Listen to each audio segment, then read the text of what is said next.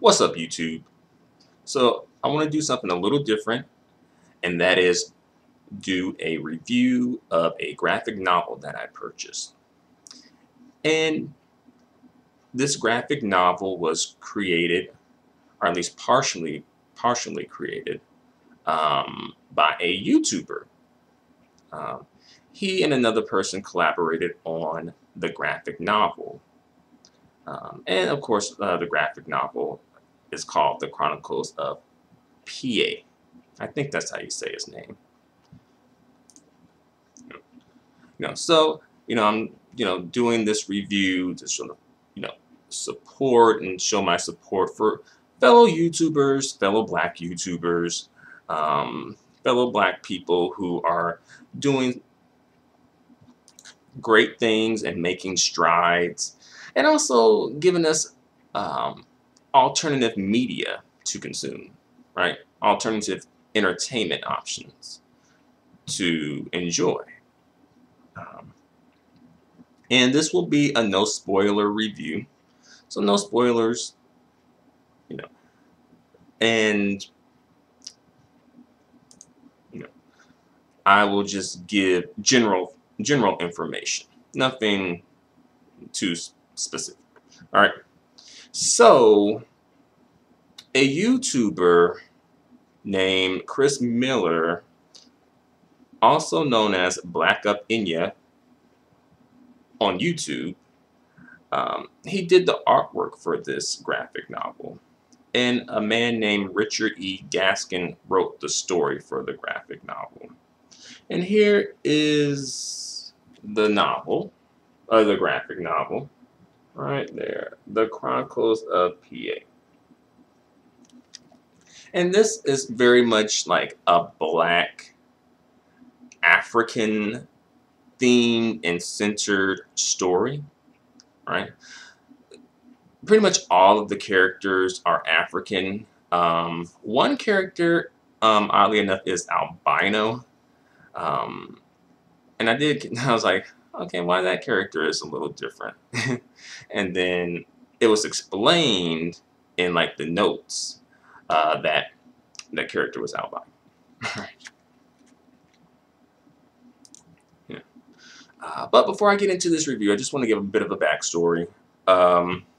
So I met the artist and co-creator Chris Miller in person at an event called OnyxCon. Never heard of this event prior to um, Chris mentioning it in a video and mentioning that he was going to be um, taking part in the event. But basically, OnyxCon is a convention where Black creators can showcase their Black themed works like comic books, novels, as well as video games, collectible toys and models, films, documentaries, and all other media associated with the popular arts. I briefly spoke with Chris and he explained how there are essentially two variations of the series, right? The comic book and the graphic novel, or manga as some people call it. The comic book was divided into 4 different comic books, and the graphic novel comprised 4 of the comic books into one book. So I decided to purchase the graphic novel version because it contained, all 4 of like the first 4 issues in one book. And I'll say, I definitely love the front cover art. Right, you see a bit of a glare, but let's see. There you go. So it's like the main character with um, a sword, a miti, as they call it. And if I'm mispronouncing these words, Chris, I apologize. There's a glossary, and I did definitely look into the glossary. I'm like, okay, I think I'm pronouncing these words right. It's kind of similar to Spanish, I think. The words and the names of the characters, I believe, oftentimes have Aramaic origins. Like it's a language spoken in Ethiopia. Ethiopia.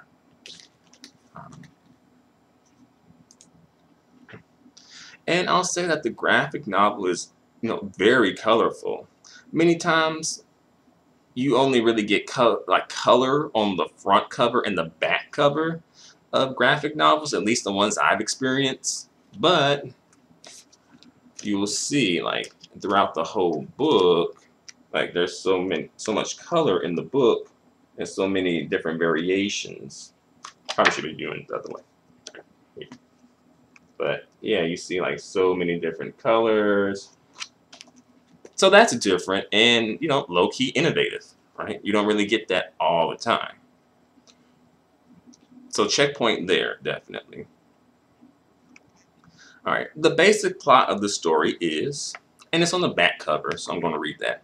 So as the saga begins, Piye, a young Nubian warrior, is plagued by the visions of his older brother's death. The responsibility now falls upon him to retrieve the amulet of fire that was taken from his family and put it into the dark coat known as the Chosen. To fight this evil, PA will need great weapons and even greater allies to accompany him on his quest. Witness the beginning of a new African fantasy as Volume 1 of the Chronicles of PA unfold. And note, this edition contains all 4 issues of the comic in one collected trade, plus new scenes, name glossary, detailed maps, and exclusive sketches. So this is the back cover. Sorry about that glare. There you go.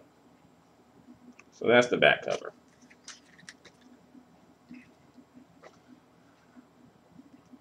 And let's see. So that's the plot. And then the graphic novel is divided into chapters. Chapter 1 would be called Inheritance, Chapter 2, Desert Lightning, Chapter 3, The Ritual, Chapter 4, Unify. And of course, the names of the chapters correspond to what takes place within the chapters, right? I will say, I wish that the pages were numbered. I don't know if that's standard or not standard. I'm not sure. But I will say, it would make it, for me personally, doing this review, it would make it easier to reference and cite parts of the story with page numbers. But again, I'm not sure if it's standard, but I'm just putting it out there, For me, chapter 2 and 3 were definitely highlights for me in terms of story and in terms of artwork. Also, the name glossary is a great help for learning how to pronounce the names. But I noticed that the terms in the glossary were they were not listed in alphabetical order, I noticed. Let me just take a look one more again. Yeah, I'm not sure. Yeah, seemingly a bit random. Perhaps they were listed in terms of order of appearance within the story, since PA's name is first. But, well, technically, PA's, well, I guess if you count the front cover, then yes. But if you count the actual chapter, then no. So seemingly, the glossary doesn't have an order. So I was like, oh, that's interesting.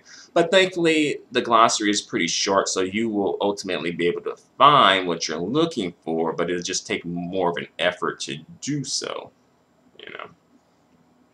Just something I wanted to point out there. And also, I just, found, a few spelling and punctuation errors. Nothing major. I think it'll probably slip past, the typical person, like misspelling truly, confusing it's with the apostrophe versus it's without the apostrophe, ending a question with a period instead of a question mark.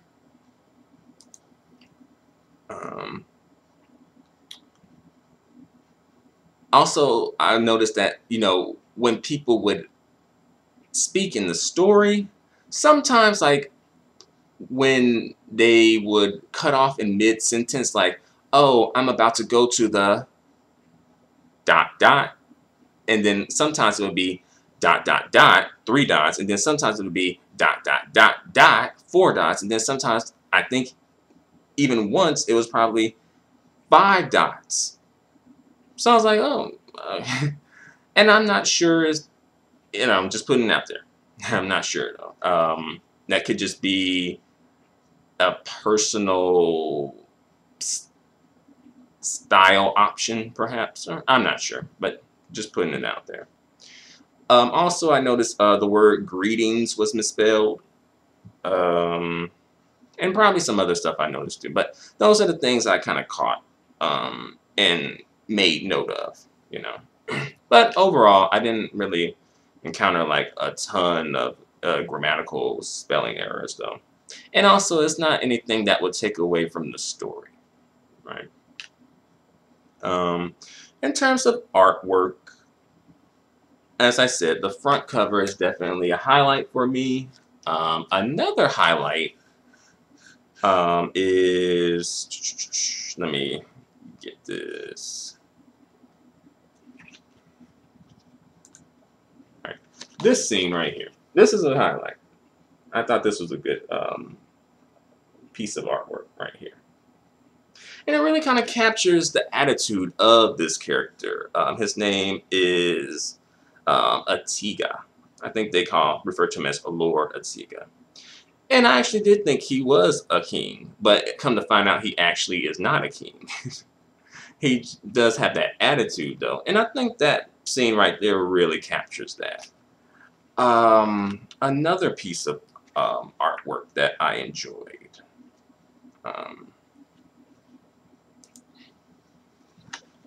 Let's say this one right here. And this, I believe, takes place in chapter 4. Once, well, I don't want to give away too much of the story. But the sword is very significant, right? Of course. As you know, when it comes to the story, it sort of made me vaguely think of like Star Wars for some reason.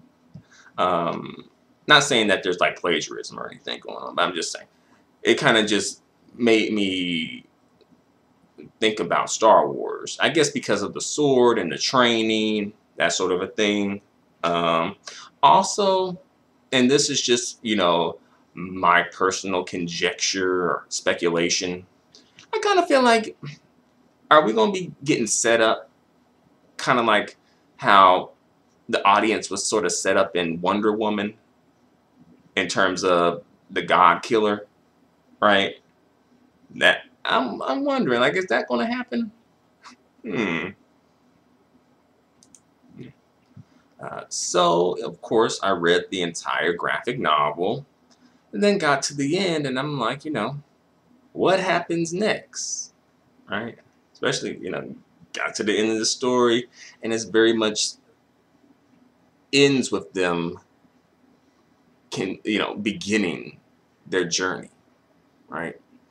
And I noticed that I think this story only has 4 chapters released thus far, if I'm not mistaken. At least that's what I saw on the website. So, yeah. So, yeah, what happens next? So, overall, again, I enjoyed the story. I definitely enjoyed the artwork, enjoyed the vibrant colors in the graphic novel as well. And I recommend it to people, especially who are kind of like looking for their Black Panther Wakanda fix, if you will. um, and as well, what makes this story more significant is that it is, Black characters created by Black people, oftentimes when you see black characters, especially popular black characters in the media, they're oftentimes creations of non-black people, right? Like the Black Panther, for instance, right? Non-black creator, right? Not to say that you can't enjoy, but um, it is interesting to note that as well. Storm from X-Men, non-black creator, right? Um, so it is, something to note there. As far as, so you're usually you would be getting an interpretation of blackness from a non-black person, or black characters from a non-black person. But in this case, you would be getting black characters created and interpreted by black people. And I will say, I think what might cause a little controversy, perhaps, is that the story is very much African centered. Takes place in Africa. Um, you know, has a lot of references to you know African culture and stuff like that. And I can see some people, particularly some African people, feeling some type of way. Whereas, like, well, the creators of the story aren't African. They're African American and or African Canadian, right?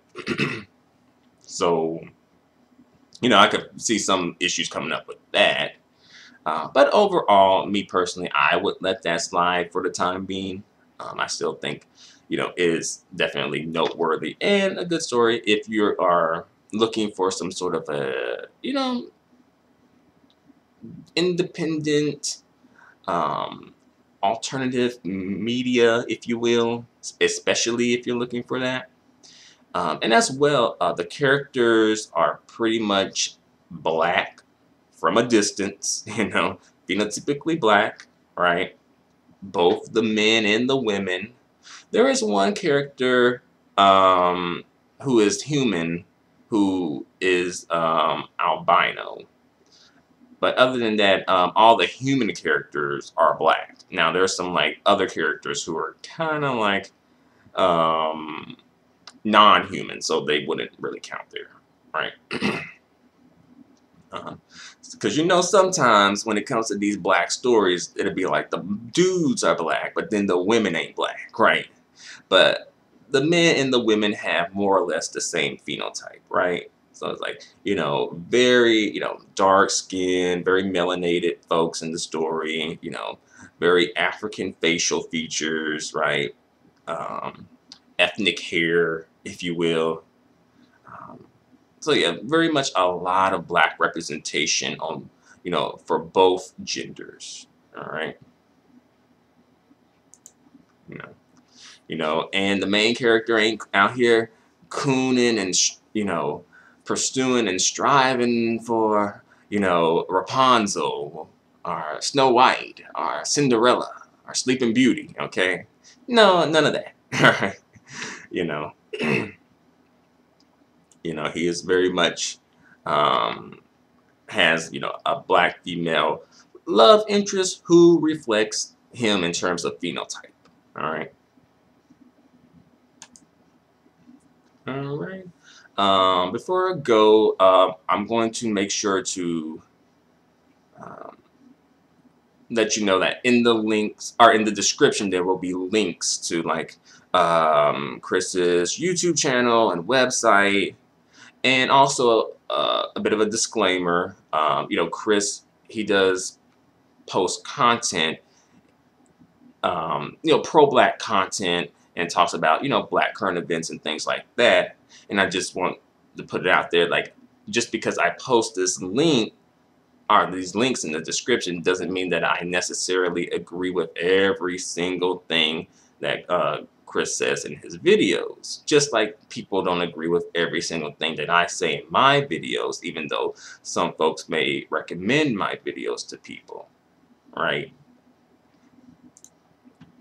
It doesn't necessarily mean that I endorse every single idea. It just is me giving a link if you're interested, right? Disclaimer. Okay.